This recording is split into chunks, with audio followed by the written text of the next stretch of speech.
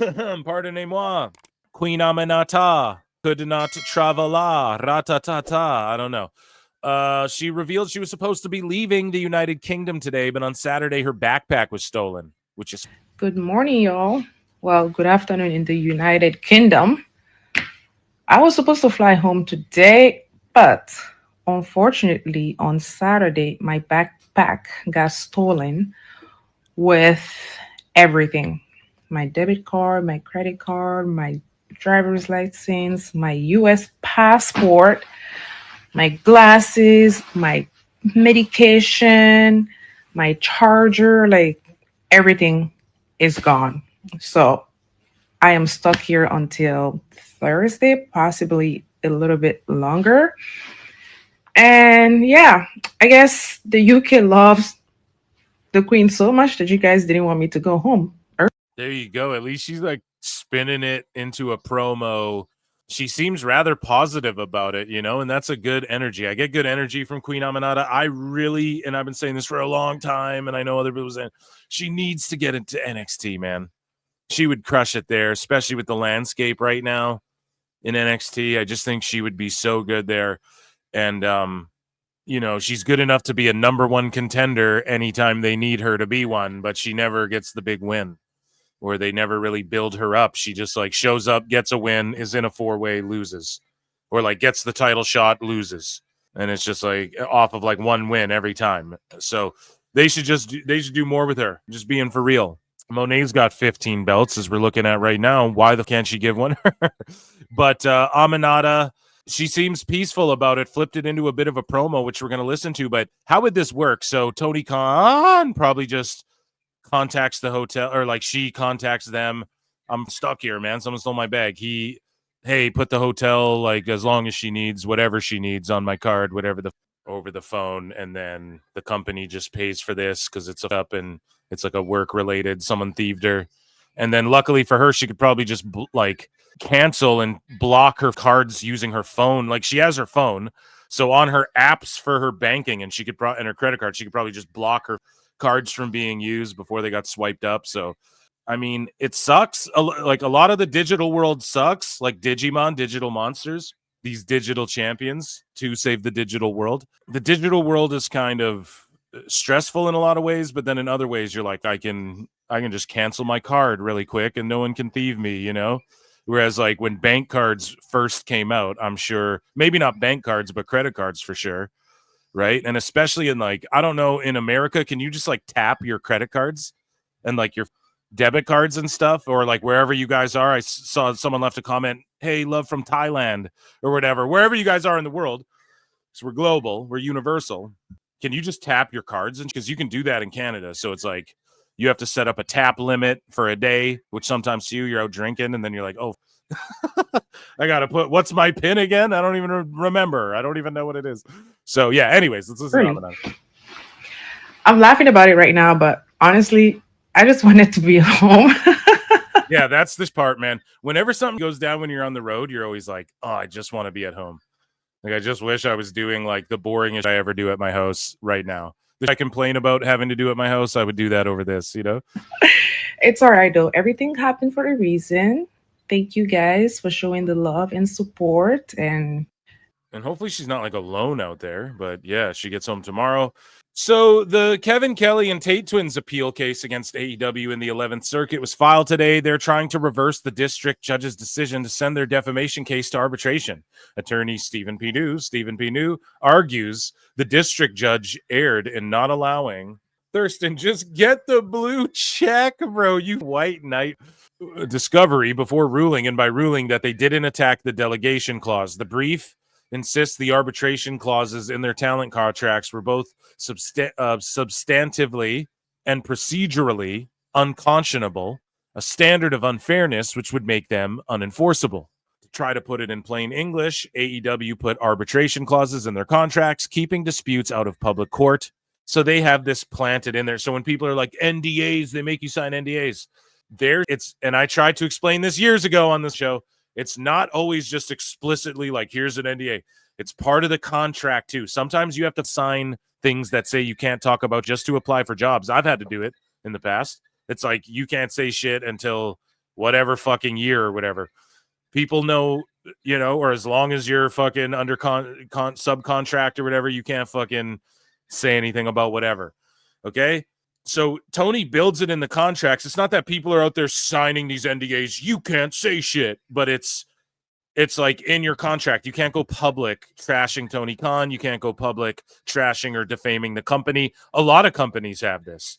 UFC has weird shit in their contracts, like when we photographed you, you must put your fist in a ball or whatever the fuck. And it's just to cover everyone's ass to make sure that they get the photographs they need for like their graphics and their renders and all that shit, right? It's just something minor, but you know, they cross every T and dot every lowercase J. And you know, Tony does that when he's so invested in keeping everything super private. Some of it I think will come around to bite him in the ass, but some of it, I mean, it's his prerogative. Lots of businesses are private and shit. Who gives a fuck? At the end of the day, it's built into the contracts is what we're learning now, that like if there's suings and public court filings and shit, disputes out of public court. You know what I mean? So Thurston also says this is probably common throughout major wrestling companies' talent contracts.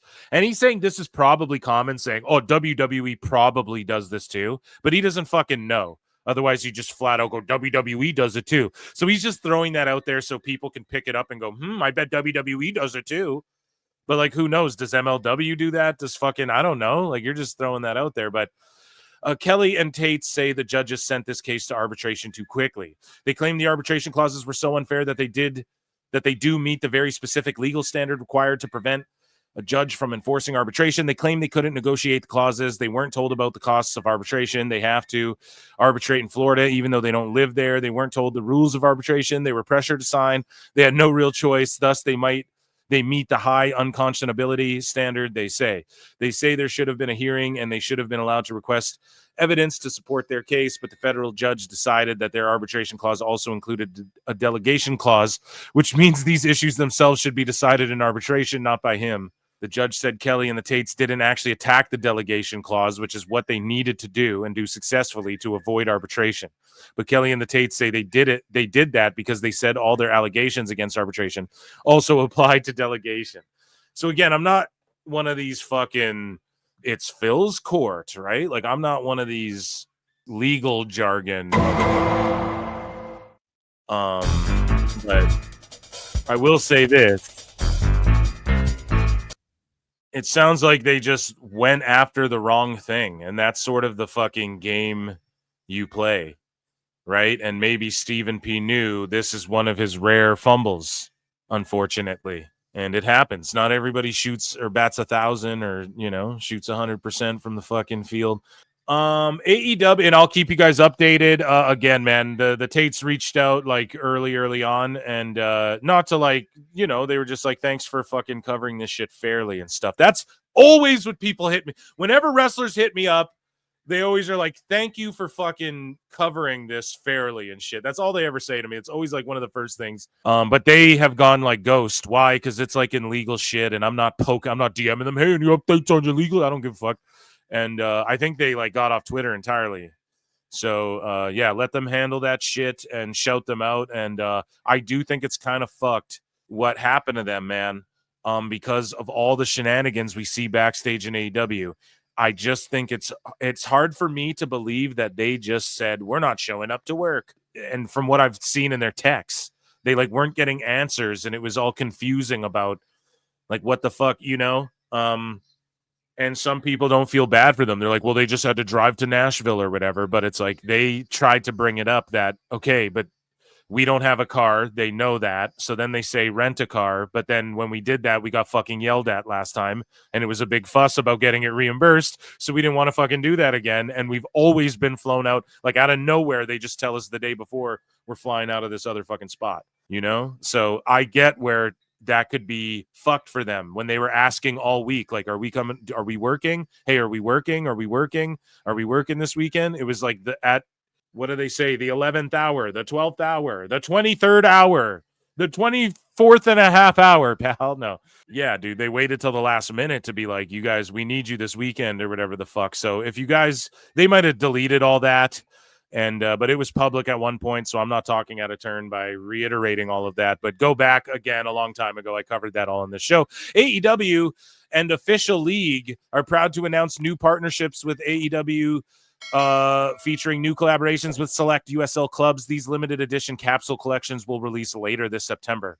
Guys, what is this? I don't know what this is. Should I follow them? Yeah, I am following them. So, crafted by Culture, Superior hats, and other. Okay, so they just make like trinkets and stuff, and it's like a partnership. That's cool, man. But AEW's got to get their own merch. Like they need to get away from partnering with everyone else, unless it's like Brody King doing fucking Adidas like link ups and shit. Otherwise, I would just focus on like getting away from Pro Wrestle Tees. If they have been good, I don't know what's going on behind the scenes, but they just need better merch deals. Like that's a good incentive of signing people too. Well, if you move this much merch, but in AEW stuff sells the most merch. It's not like the superstars themselves. And so in a weird way, Tony Khan's doing what Vince always did that people hated on Vince for. Ever since Hulk Hogan, he never let anybody become bigger than, I mean, maybe there's a couple exceptions, but he's never let anybody get bigger than WWE. Nobody's bigger than WWE. Same with UFC. Nobody's bigger than UFC anymore.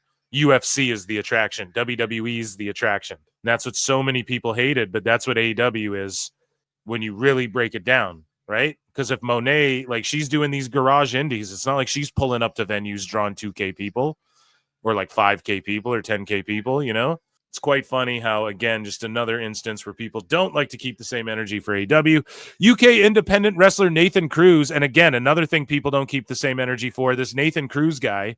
If this was WWE, again, sickos would be like, oh, they're just signing up indie guys to work backstage and stifle their talent and blah, blah, blah. So Nathan Cruz has revealed he's joining AEW as a coach agent.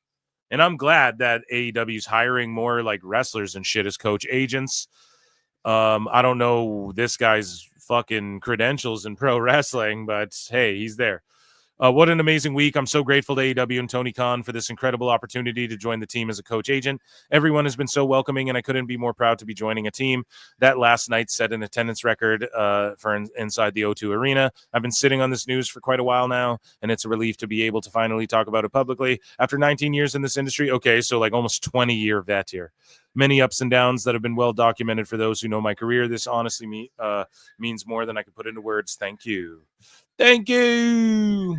So here's an update on Conman. So Conman, he's one of these guys who people are like, oh, so many people are like, oh, one of their own fans, like AEW. Men, guys, fuck sakes, right? Conman is on Raw all the time after every PLE. He's on WWE TV, one of those reactor guys. Not only that, he hasn't even been watching AEW. He's getting back into AEW, trying to cover it and shit. Like that's this whole situation is that he stopped doing AEW shit because he kept getting pulled for it. So he goes back to it again and he's getting excited about AEW. And then when WWE was like, hey, we're going head to head with AEW, Conman's like, stop this. This isn't good. Like whatever. And then everyone jumped on Conman and were like, oh, you fucking sickos like it when it's the other way. No, guys. And I'm not even trying to white knight for Conman. Like, I don't even know the guy. But no, that wasn't what happened. Like, he's trying to cover AEW again, and they're pulling his shit again. Now, he might love AEW, but trust me, this guy, like, is featured on Raw doing those reactions when they're like 70 billion social media impressions.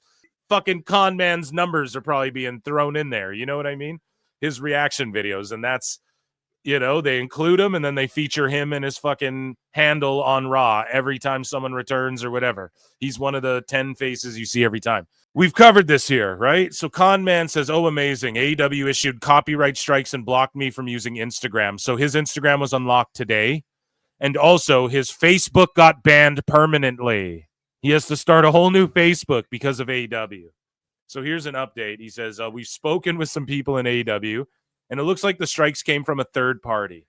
They apologized and are working on reversing the claims and recovering the FB page. More importantly, steps are being taken so this doesn't happen again. Huge thanks to everyone who reached out and offered support. It's pretty wild, man. You want this guy on your side and you just like fucked up there. Meanwhile, he's on WWE TV. So the big story, which we'll circle back to, but here's Kingpin, light-skinned Kingpin Ricochet. again, just spurging out over WWE's like, because it wasn't on WWE, legit. That's the only reason. When this lady says, I thought both world title matches were very good. Why is everyone so mad? And then, yeah, because it wasn't on WWE. That's the only reason. And then this guy, your swag too tough, big bro. Wave Meltzer. Yeah, then Black Girl Wrestling, Dick Rider. Oh, that's funny. You missed WWE or something, bro? Not even a little. Rick, stop the tribalists are going to come after you and say all your Fed matches suck shit. Shit, most of them did, but how are you going to have a good match in 3 minutes, one segment match with entrances, and I got to put the other guys over because I make people look better than they actually are? Of course that's going to suck. See, that's why you didn't become world champ, bro, and you never will be. Because you don't get it, right? Like, yeah, you make people look better than they are. That's how Shawn Michaels was so great. That's how Ric Flair was so great. Ricochet, stop spurging out about WWE, bro. Doesn't matter, man. Get over it. It just seems like you're not over it. Gets him the wrong kind of attention. So Tony Khan, speaking of wrong kind of attention, so he shouts his mother out. He's like, happy birthday to my mom. And it's like, oh, that's sweet, dude. And then he goes, what a blessing to be able to spend it with her. And I was going to like and retweet this. Like, I'm not an asshole. I like and retweet Tony Khan. I like and retweet indie news and shit. I might shit on fucking some AEW stuff, but I have wrestlers I like, you know, I'm a fan of a bunch of guys. And so Tony Khan, but then it turns into a plug for Dynamite. He can't even wish his fucking mother a happy birthday without making it about himself. And he goes, what a blessing to be able to spend it with her in the very quick turnaround between the historic Forbidden Door pay-per-view in London on Sunday night and Wednesday Night Dynamite live tonight on TBS HBO Max, hours from now. So he has to just make it about his mom's birthday, about Dynamite, and plugging fucking the show that already happened. So, yeah, Queen Aminata's stuck in the UK following Forbidden Door. Here's what AJ Big Boom, Big Justice had to say to Will Ospreay about his injury. This is for my man, Will Ospreay. Will, what happened to you at Forbidden Door? AJ cuts a promo, and boom, bitch, I'll break your neck next time I see you too. It's clobbering time. No. This is for my man, Will Ospreay. Will, what happened to you at Forbidden Door should never happen to anyone. And the Death Riders, the Young Bucks, they're going to pay for this. But right now, what's important, Will, is getting you better and getting you back in the ring. Everybody, leave a comment right here. Let Will know how much we love him, how much we support him, how much we need him back in the ring at AEW. And I will make sure Will sees this post and sees your messages. From the day we arrived at AEW, Will welcomed us into the family. He's one of the greatest guys I know, one of the greatest pro wrestlers in the world. Will, we're here for you. We support you. Get yourself better. We need you back in the ring here at AEW. So Chris Jericho is contemplating, and he tweeted this out the next day. The same picture, hashtag contemplating. He's been laying off of socials until recently. Now that's slowly, and there's no comments allowed, but there's like good favor and goodwill coming around with Jericho again, you know? And contemplation is what he put. And I quote tweeted this, and I was like, hey, this would be the perfect name for Fozzie's new single, Contemplation. He comes back, the new song, Contemplation. He's on a plane, though, saying contemplation. Contemplating what, you wonder? Contemplating what, I ask? We'll see what fucking happens here. But I don't know. I'd pop for a Jericho return. I've been advocating for it for a long while. And yeah, man, I think it's going to happen. And I could even see him returning on to AEW for a bit before he leaves, ultimately. But he's been absent so long, and people are already floating out rumors he might never be back in AEW and shit. So who knows, dude? Who knows? But contemplation, that would be, hey, Jericho, if you're listening, bud, I know I've roasted you, and I know that we do the joke with the Youth Gone Wild and all that, but listen, make a song with Fozzy called Contemplation, and that's your new #1 single. And then you can be contemplating Chris Jericho. AEW's Will Ospreay says he has had people in WWE who he hasn't met before reaching out to him about his legitimate neck injury.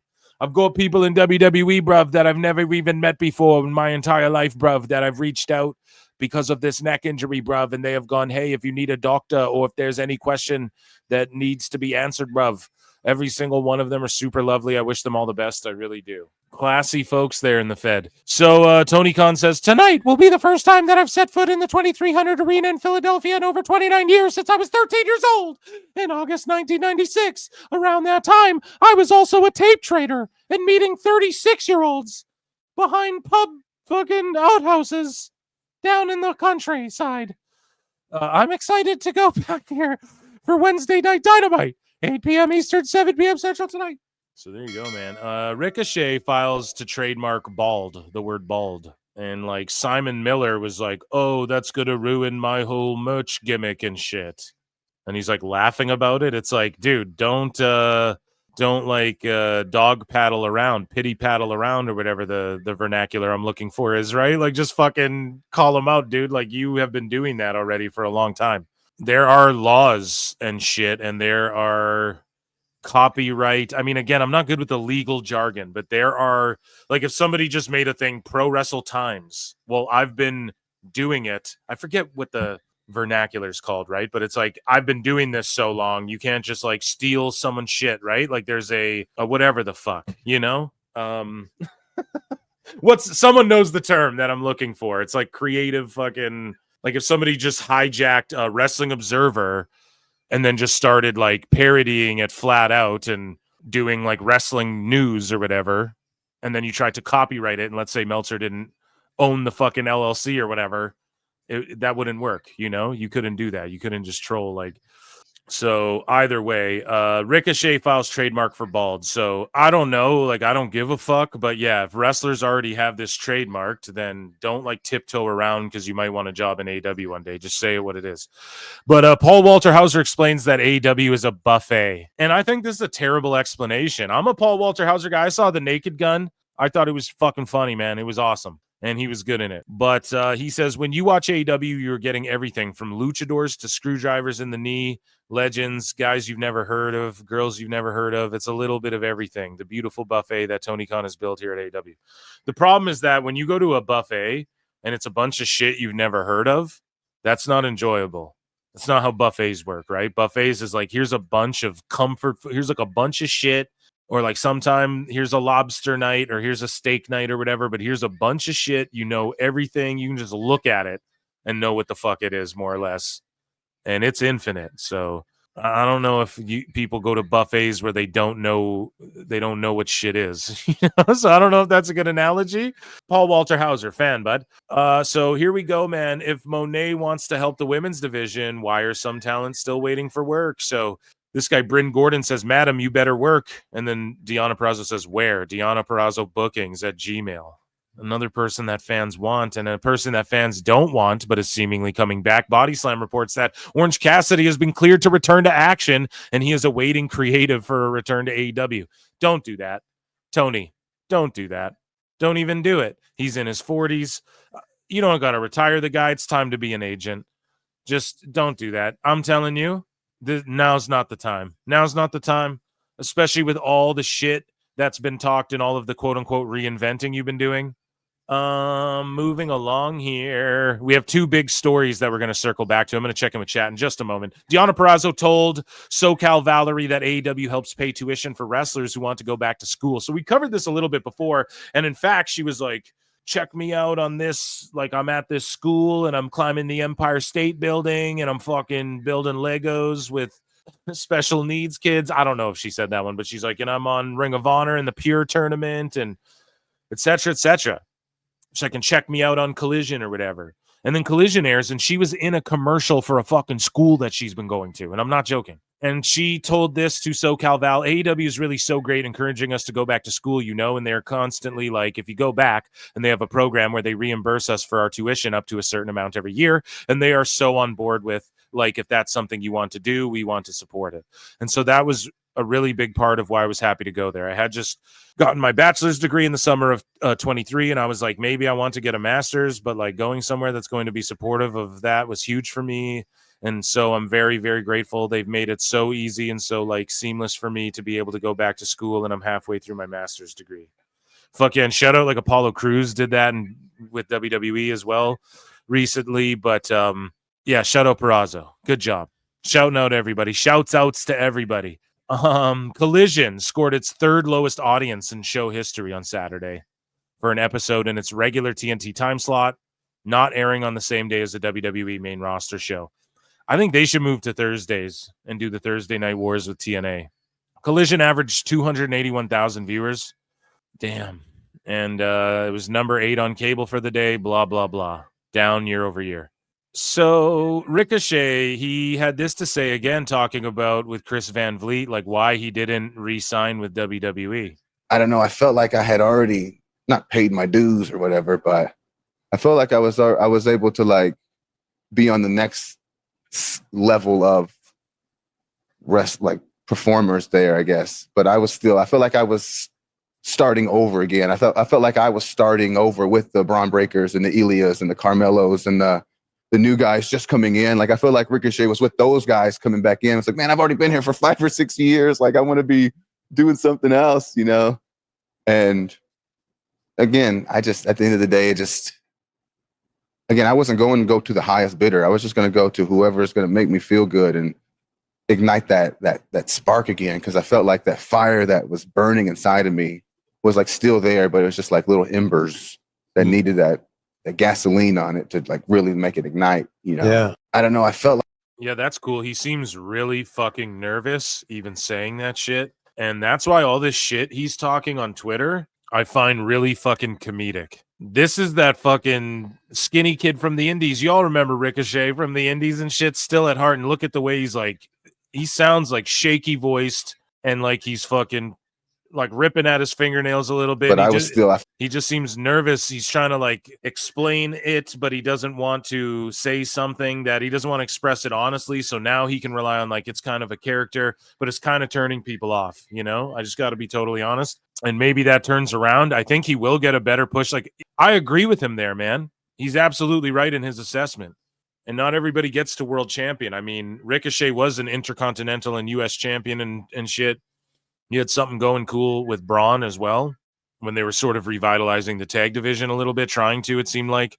He is right, though, man. I think he's getting featured for longer, more. I think he's more talked about now than he was when he was in WWE. I think we are seeing another side of him. Like his promos are, I think, better than him just going out there and hitting his pose and being like, whatever, you know, oh, I'm the man that gravity forgot. I know that's Pac's thing, but what would Ricochet say? It's like, yeah, no man can do what I do and shit. And they always show his like front flip over the top rope. So I get it. I get in AEW, he is in a more prominent position, I guess, in their company.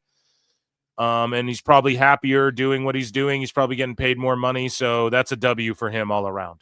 That being said, I think he's banking on like never going back to WWE again. So he doesn't give a fuck. And that's why he's sort of leaning into it because I think he really doesn't give a fuck. And I think he just looks at it like I've been there and done that, and I'll just have fun and make more money than WWE would give me. Just remember, when in the presence of Giga Chad Van Vliet, this is how Ricochet. I felt like I was starting over again. I felt like I was starting over with the Braun Breakers and the Elias and the Carmelos and the new guys just coming in. Like I feel like Ricochet was with those guys coming back in. It's like, man, I've already. Shout out Ricochet, man. Even though he called me a fucking loser. So speaking of Ricochet, he was on MVP's podcast and what is it? Marking Out with MVP. Good name, dude. Good name. With Dwayne Swayze as well. And Ray was like, man, hit me up, man, if you guys need some help with your fucking getting those numbers up and shit too. Hey, I might got a little secret sauce. And Ray was like, man, he goes, I know if Eddie was here. He goes, I know if Eddie was here. He goes, he would have loved to like been in there and wrestled you. He's like, I know that. And then instantly, like, I started getting all over again. I was like, literally, as soon as I like calmed down, he said that, yeah. And again, that's just like the biggest compliment. So he's just crying and shit, you know. Thought Eddie Guerrero would love wrestling him. That'd be a sick match, Eddie versus Ricochet. So here's Queen Aminata. She got her emergency passport and is on her way home. And Ricochet blames WWE for wasting him in matches that quote-unquote sucked. Which, I mean, is he entirely wrong? I don't know. He would wrestle his ass off on house shows and shit, but... And, like, whenever he got a chance, like, on main event and shit. But Philly fans. So here's their shirts they have for Philly. So Philly is all effing elite. So again, just stealing ECW shit, the barbed wire on the bells. Like AEW does not have their own identity. Tony Khan is just Like, who's in charge of this shit? WWE owns ECW is the craziest part too. Like, find your own fucking Best identity. guys, Tony man. Khan. This is crazy. Barbed wire wrapped bell, right? Philadelphia, home of cheesesteaks and wrestling. Like, that is the corniest fucking thing. Oh, go to Philly, get a fucking cheesesteak. Am I right, guys? The Wooder. Get a Wooder and a cheesesteak. Am I right? Like, what the fuck, man? What does that have to do with AEW, bro? God damn it. So Rittner and Swanson. And then AEW barbed wire ECW shirt with the blood. It's for the sickos. Like, in the ECW font, it's for the sickos. Like, are you fucking kidding me, man? Who's gonna buy this shit? I mean, I won't lie, this shirt does go kind of hard. This might be one of their hardest shirts, but here's the problem. You're just ripping off ECW. So it's like, how can I, if there were two clothing companies and they made similar shits, most people are like, I don't give a fuck. And especially me, dude. Like, I'm one of these guys, I'll go buy like $105 black shirts and shit, right? If someone, I don't know, I'm not like a fucking, listen, if someone made a like obvious knockoff shirt of another company, you kind of feel weird about it. No, like when you're a wrestling company and you're always shitting on the other company, but then they own ECW. And the guy who fucking owned ECW and made it what it was likely thinks you're a fucking smarky uber smark and fucking is in WWE right now helping them do their best business ever when they're trying to step on your throat. And you're just like towing the line of ripping their shit off. Come on, man. It just seems fucking like, find your own identity. It just seems hacked to me. And their merch game's been stepping it up too. I've been putting it over. This one's pretty dope. Like, I mean, okay, they don't own the street corner. Like, it's AEW, the 2300. You're doing shows there. They don't own the fucking street sign. You know, this one's cool. These two are just redacted. Like, what the fuck is that? And then this one is just like, I just don't know. I just don't. That's like something you would buy at a fucking novelty. And some people might argue, well, Phil, pro wrestling shows are sort of niche and novelty, right? But this is like a novelty gimmick fucking gift shop store type. And I'm curious what their fabric and their material feels like. Is it pre-shrunk cotton? I would love to know 100% or not. All of these things.